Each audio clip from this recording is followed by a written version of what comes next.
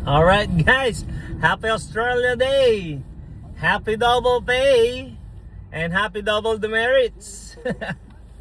Okay, so yung double demerits is na-apply lang ito sa mga may lisensya or nagda-drive dito sa Australia, ano? So double demerit means doubling points ang mababawas sa'yo. Ang full license dito sa Australia is 13 points. So pag ikaw ay nahuli o meron kang violation dito, mababawasan ng points ang iyong lisensya. Okay? Pag ikaw ay nahuli na not wearing seatbelt, 3 points yan. Pero pag holiday, doble. So madodoble yan. So 6 points ang mawawala sa'yo. Wow, ang laki.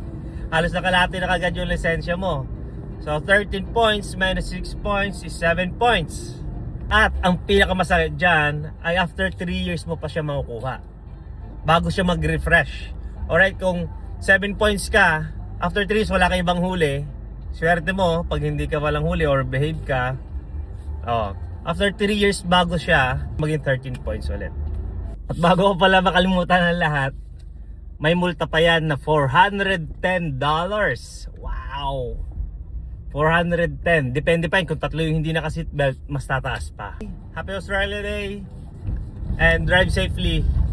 Sumunod tayo sa batas, okay? Adios!